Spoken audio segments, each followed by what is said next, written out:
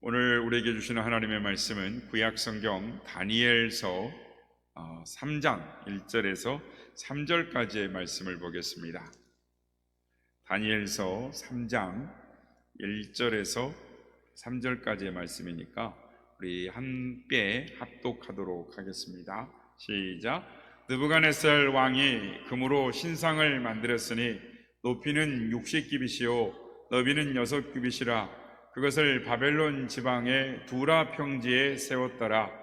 느부갓네살 왕이 사람을 보내어 총독과 수령과 행정관과 모사와 재무관과 재판관과 법률사와 각 지방 모든 관원을 느부갓네살 왕이 세운 신상의 낙성식에 참석하게 하매, 이에 총독과 수령과 행정관과 모사와 재무관과 재판관과 법률사와 각 지방 모든 관원이 느부갓네살 왕이 세운 신상의 낙성식에 참여하여 느부갓네살 왕이 세운 신상 앞에 서니라. 아멘. 할렐루야. 오늘도 예배 가운데 함께 하신 우리 주님을 찬양합니다. 주께서 내 이름으로 모이는 곳에 한두 사람 있는 건 내가 반드시 너희와 함께 하리라 하셨습니다. 그래서 오늘도 주님이 우리와 함께 하심을 우리는 믿습니다. 그리고 오늘도 우리가 드려지는 예배를 통해 영광 받은 줄로 믿습니다. 오늘도 우리에게 주시는 하나님의 말씀으로 우리의 심령이 담대해지고 믿음으로 굳세어지는 우리 이 시간 되기를 주의 이름으로 축복합니다. 박노성이라는 장로님이 계셨습니다. 이 박장로님은 한겨레 신문사에 이 부장으로 일할 때가 있었습니다.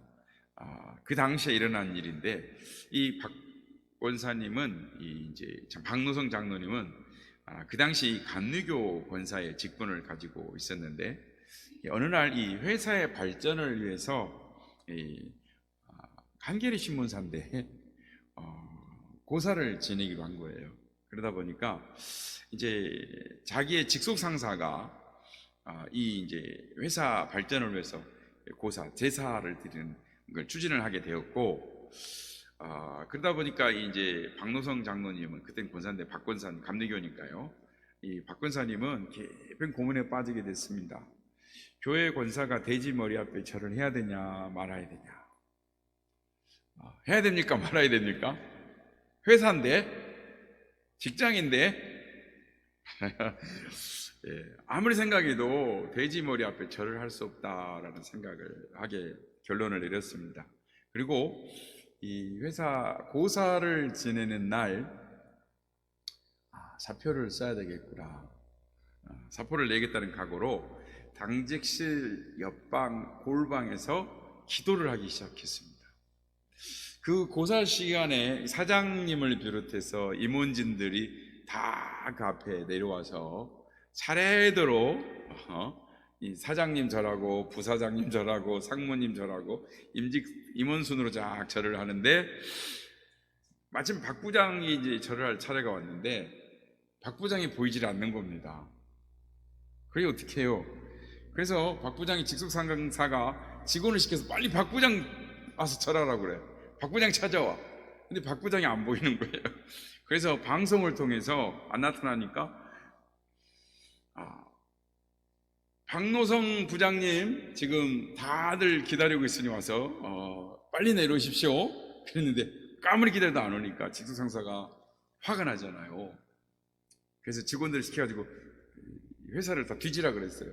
그래서 직원 몇 명이 갔더니 직원들이 보니까 골방에서 박 부장이 기도를 하고 있는 거예요. 그래서 아무 말도 못하고 직원들이 그냥 돌아왔는데, 계속 박 부장을 찾는 방송이 나오는 거예요. 박 부장 오라고. 그러니까 그 직원들이 답답하잖아요. 그러니까 큰 소리로 박 부장님은 지금 당직실에서 기도하고 계십니다. 그러니까 그 고사를 지내는 그 장례가 순식간에 그냥 찬물 끼얹는 듯이 그냥 쫙 가라앉아 버렸어요. 직속 상사가 화가 막 이렇게 났죠. 그래가지고 이제 이런 식으로 이제 고사가 다 끝난 다음에 사장이 그를 불렀어요. 박 부장은 사장을 불렀는데, 이제 사장님이 자기를 부르니까 이제는 끝이다, 사표 써라 그러겠지. 그리고 사표를 써가지고 사장실을 들어갔습니다. 근데 이 박 부장을 본 사장님이 이렇게 말하는 겁니다. 박 부장, 교회에서 권사라면서. 예, 권사입니다. 그런데 장로가 권사보다 더 높다면서. 네, 근데 이상해. 교회 장로라는 사람들은 다 절하는데 말이야. 난 박 부장처럼 화끈사나는 사람이 더 좋아. 이러면서 그냥 딱 일단락이 됐다는 겁니다. 얼마 후에 이 차기 사장 후보로 지명됐던 직속상사는 사소한 실수로 인해서 사표를 쓰고 나갔고, 이 박노성 부장이 점점 올라가서 박노성 장로님이죠. 사장이 됐습니다. 내가 죽는다, 내가 사표를 쓰겠다라는 각오를 가지고 결단한 이 박 부장은 하나님께서 건져주시고 이 사장까지 올려주셨다라는 축복해 주신 이야기가 있습니다. 오늘 본문에 보면 다니엘의 세 친구 이야기가 나옵니다. 우리가 3절까지 읽었기 때문에 다니엘의 세 친구 이름이 아직 나오지 않았습니다. 그런데 이 다니엘 세 친구 사드락과 메삭과 아벳느고가 뜨거운 풀무불을 경험을 통해서 이 풀무불 앞에서도 당당하게 믿음을 지키는 그 이야기가 오늘 본문에 나옵니다. 그래서 자신들은 이 신상 앞에서 절하지 않고 내가 죽어도 좋다 생명을 걸었을 때 이 풀무불에 함께 하시는 놀라운 하나님의 기적을 경험하게 됩니다. 그리고 믿지 않는 자들에게도 하나님이 살아계심을 드러내는 삶을 살아가게 됩니다. 바라기는 우리도 오늘 말씀을 통해서 세상의 도전 앞에 굴복하지 않고 세상에 당당하게 승리하는, 세상에 감당할 수 없는 사람, 믿음의 사람으로 세워주시기를 주의 이름으로 축복합니다. 오늘 보면 1절 말씀을 보겠습니다. 시작. 느부갓네살 왕이 금으로 신상을 만들었으니 높이는 60규빗이요 너비는 6규빗이라 그것을 바벨론 지방의 두라 평지에 세웠더라. 아멘. 신상이 높이가 60규빗이요 너비가 6규빗이다 그랬습니다. 그러니까 한 규빗이 이렇게 여기까지, 이제 저는 팔이 좀 짧은 사람 중에 속한데 긴 사람이 이렇게 하면 얘기하면 기본적으로 한 45cm, 기본 45cm 정도 이야기한답니다. 그래서 60규빗을 하게 되면 27m 정도가 나온대요.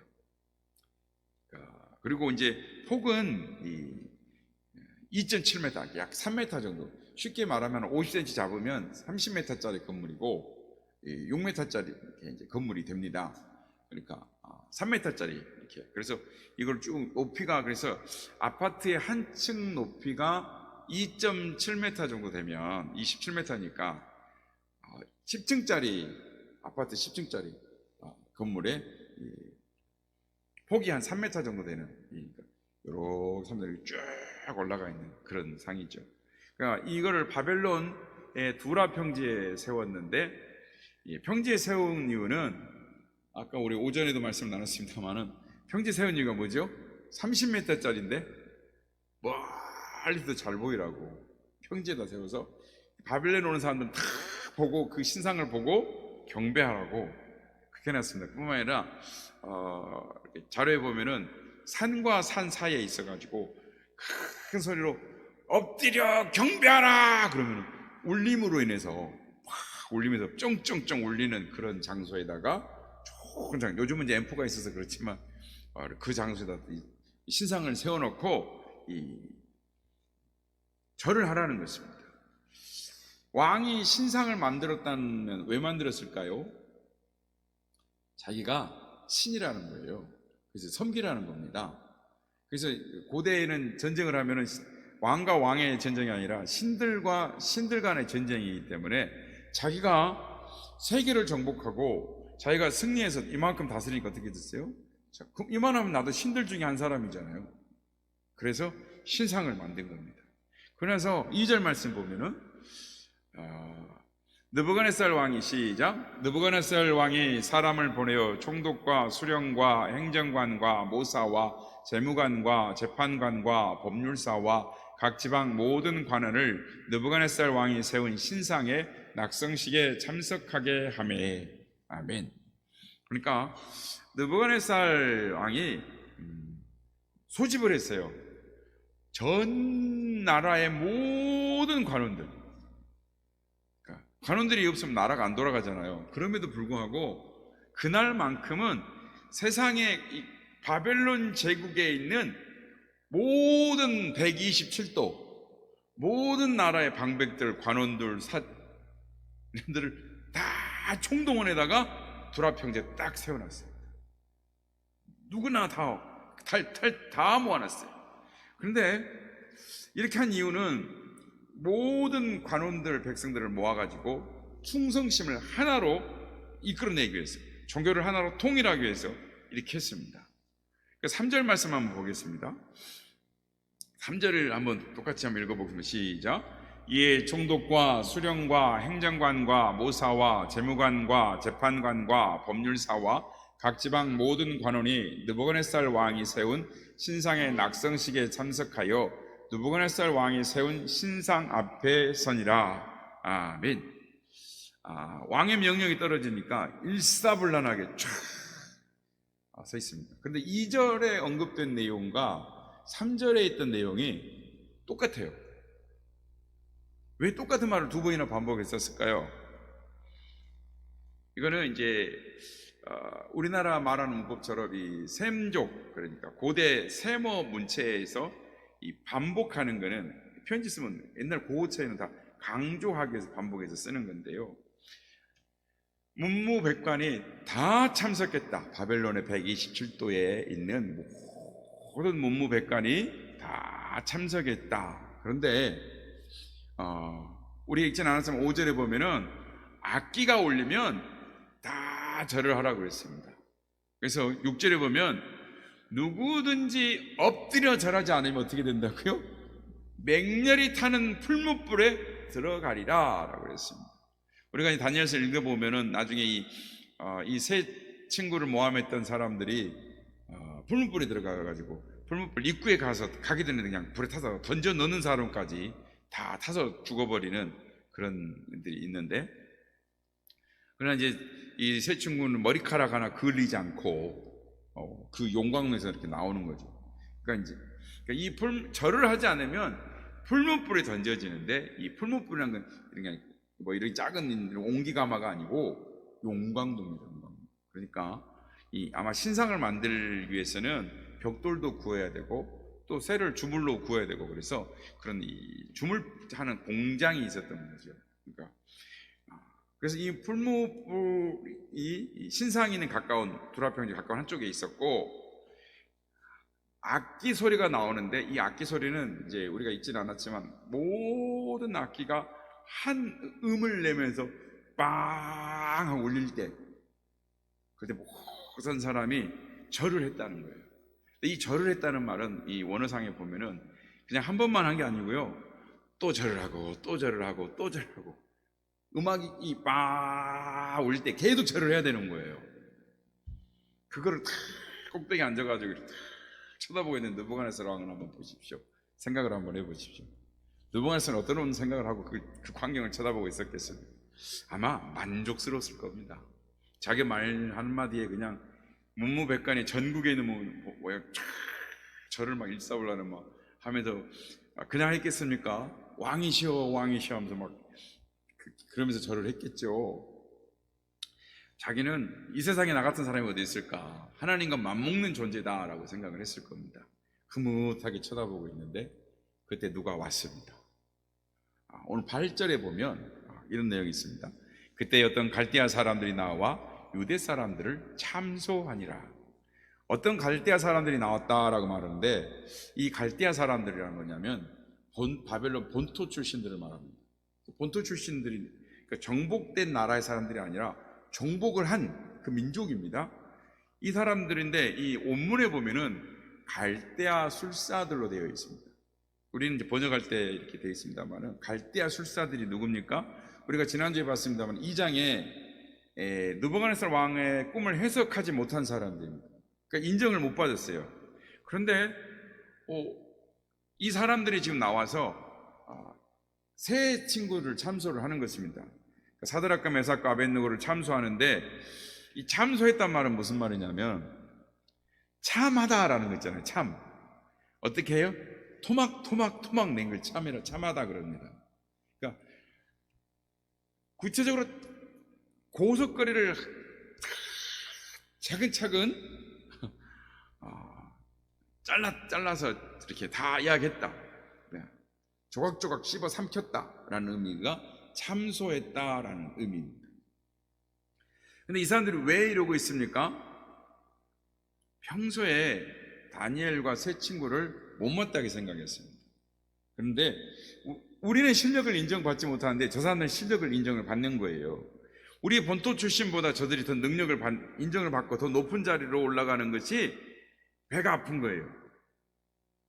그리고 호시탐탐 기회를 노리고 있었는데 이번 일에 딱 걸린 겁니다. 이번 기회에 딱 끌어내리겠다고 탁 속셈을 작심을 한 것입니다. 그래서 오늘 보면 9절에서 11절 내용에 보면 그들이 왕에게 와가지고 이야기를 합니다. 왕이 내린 명령을 강조하면서 뭐라고 하냐면, 지금 아까 왕이 탁 흐뭇하게 탁 쳐다보고 있는데 왕이 내린 명령이 지키지 않으면 어떻게 됩니까?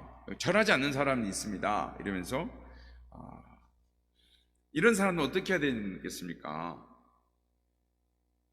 맹렬히 타는 풀무불에 넣어야 됩니다. 이러면서 이름은 싹 감추고 교묘하게 약삭발에 감추고 왕의 비유를 마치면서 풀무불에 넣으라 그럽니다. 그러니까 왕의 자존심을 이렇게 세워주면서 왕을 스크래치를 내는 것처럼 다른 사람들을 이렇게 약삭바르게 심어가지고 왕이 내린 명령을 취소할 수 없도록 하게 만들었어요. 그래서 오늘 12절 말씀 보면 이런 내용이 있습니다. 우리 한번 같이 읽겠습니다. 다들 이렇게 이제 공자님 면회 올 시간이 돼가지고 자, 12절 같이 읽겠습니다. 시작. 이제 몇 유다 사람 사드락과 메삭과 아벳누고는 왕이 세워 바벨론 지방을 다스리게 하신 자이거늘 왕이여 이 사람들이 왕을 높이지 아니하며 왕의 신들을 섬기지 아니하며 왕이 세우신 금신상에 절하지 아니하나이다. 그러니까 왕의 말을 안 듣는다라고 말합니다. 왕을 높이지도 아니하며 왕의 신들을 섬기지도 아니하며 왕이 세우신 금신상에 절하지 아니합니다. 이렇게 말을 합니다. 모두 절을 하고 있습니다 지금. 근데 사드락과 메삭과 아벳누고만 안 하는 거예요. 다 지금 아까 말한 127도에 온 모든 사람들이 빵 울 때 막 이렇게 절하고 있는데 자기들 3명만 꼿꼿하게 서 있는 겁니다. 이 사람들이 무엇을 강조를 하고 있습니까? 술사들이 왕이 특별히 세워서 신임해서 지방을 다스리게 한 사람들입니다. 이제 왕을 높여 세웁니다. 왕을 지켜 세우는데 잘못하면 왕이 삐끗하면 왕이 자존심을 탁 깎아버리는 거죠. 왕이 자존심 상해버리면 그 자존심을 지키기 위해서 죽일 수밖에 없게끔 함정을 파면서 말을 지켜 올립니다. 그래서 왕이 세운 사람이기 때문에 왕의 말을 들어야지 자기들의 신념을 내세우는 사람들이라면 왕의 사람이 아닙니다. 이렇게 말을 합니다. 그러니까 왕의 명령을 따라야만 왕의 사람이지 아닙니다. 그러면서 그들이 왕의 명령을 따르지 않았다라고 말합니다. 왕을 높이지 않는다라고 말합니다. 근데 사실은 이 말은 틀린 말입니다. 3명의 이 친구가 누구보다도 충성스럽게 일하는 사람들이었고 왕을 높이며 살았던 사람들이었습니다. 그런데 단 하나 신상에 절하지 않았다고 해서 모든 노력과 수고와 지금까지 했던 모든 것들을 다 아무것도 아닌 거 허사로 만들어버렸어요. 여러분 오늘 본문은 신앙생활을 해 나가는 데서 굉장히 중요한 내용을 우리에게 시사를 하고 있습니다. 그러니까 우리가 이 세상을 살아가면서 어떠한 자세를 가지고 살아갈 것인가, 세상이 우리에게 어떤 공격을 할 것인가를 오늘 말씀을 통해서 깨닫게 되는 것입니다. 무슨 말이냐면 다니엘의 세 친구 사드락과 메삭과 아벳누고가 신앙 때문에 터무니없는 오해와 편견을 받고 신앙을 지킨다는 이유 하나 때문에 모든 충성된 삶을 엉터리 삶으로 평가절하해버리는 것. 이게 이제 우리가 세상에 살면서 받게 되는 경험 아니겠습니까? 그러니까 조금 교회를 다니거나 신앙생활 하면은 분위기를 어떻게 뭐라고 합니까? 너희는 회사를 위하는 사람이 아니다. 너희는 회사의 방침을 무시하는 사람이다. 너희들은 회사에 필요한 사람들이 아니다. 이런 식으로 확 뒤집어놔요, 상황을요. 그래서 이 그리스도인들이 회사에서 어려움을 당하는 게 실력이 모자라기 때문도 아니고 게으르게 일했기 때문도 아니고 그들에게 성과가 없었기 때문도 아니에요. 단지 모든 사람들이 지금 엎드리고 있는데 왜 너네들은 엎드리지 않느냐라는 겁니다. 그것을 따라가지 않기 때문에 다 엎드리는 눈이 안 하니까 아무짝에 쓸모없는 사람들이라고 말을 한다라는 것입니다. 그래서 이 사람들이 평소에 다른 사람들보다 더 성실하게 일해도, 다른 일보다 더 능력 있게 일을 했어도, 충성되게 일을 했어도 다 엎드릴 때 안 엎드렸기 때문에 아니다라고 말합니다. 이제 아마 우리 집사님들은 그걸 아마 경험해 보셔서 아실 겁니다. 그러니까 우리처럼 함께 술을 마시지 않으면, 우리처럼 우리와 함께 돼지머리 앞에 고개를 절을 하지 않으면, 우리처럼 부정행위를 하지 않고, 우리처럼 음란한 말을 하지 않고, 우리처럼 술을 먹지 않으면 죽일 놈으로 만들어버립니다. 이게 오늘 다니엘의 세 친구에게 나온 오늘 금신상이 세워져 있는 겁니다. 여러분, 우리가 세상에서 당하는 도전이 바로 이런 도전인 것입니다. 내가 실력이 없어서가 아니고, 내가 불성실하게 살아서도 아니고, 내가 바깥 못하는 상과 없는 삶을 살아서도 아닙니다. 그들처럼 생각하지 않고, 그들처럼 말하지 않고, 그들처럼 행동하지 않았기 때문에 매장시키겠다고 하는 위협이요 도전인 것입니다. 여러분, 만약 우리가 이런 요구를 들어주지 않으면 어떻게 되겠습니까? 그들은 우리를 조롱할 것이고 위협할 것이고 심지어는 매장하려고 합니다. 우리가 하나님의 말씀대로 살려고 하면 할수록 세상은 뜨거운 불못불을 준비해 놓고 거기다 집어넣겠다고 위협하고 압력을 행사하는 것입니다. 그런데 여러분, 세상에 도전하는 이 전형적인 방법이 오늘 본문에 나와 있습니다. 다른 사람들처럼 타협하라고 하고 굴복하라, 항복하라 라고 말을 합니다. 그렇지 않으면 풀무불에 집어넣겠다라는 것입니다. 직장에 잘릴 수도 있고, 매장을 당할 수도 있고, 불이익을 받을 수도 있다, 이렇게 위협을 하는 것입니다. 이런 도전을 받을 때 우리는 어떻게 할 것 같습니까? 사드락과 메삭과 아벳느고 이 세 친구는 이 위협에 굴복하지 않았습니다. 수만의 사람들이 엎드릴 때 그들은 엎드리지 않았습니다. 세상이 다 굴복해도 나는 굴복하지 않겠다, 하나님 말씀대로 순종하겠다, 세상의 위협이 통하지 않는 사람들이었습니다. 그렇습니다. 오늘 우리도 세상의 위협이 통하지 않는 믿음의 사람들이 되었으면 좋겠습니다. 하나님의 기적과 하나님의 능력을 누가 체험하느냐? 사드락과 메삭과 아벳느고처럼 세상의 모든 이가 엎드려도 하나님의 말씀이 아니라고 하면 나는 하나님을 따르겠다라고 선택하고 결단하는 사람, 그 사람 가운데 하나님의 기적이 나타난 줄로 믿습니다. 세상의 도전에 굴복하지 않는 믿음의 용사가 되어서 정말 하나님이 살아계시고 하나님이 나와 함께 하신다라는 경험을 하는 그런 삶을 살아가는, 승리의 삶을 살아가는 우리 모두가 되시길 예수님의 이름으로 축복합니다.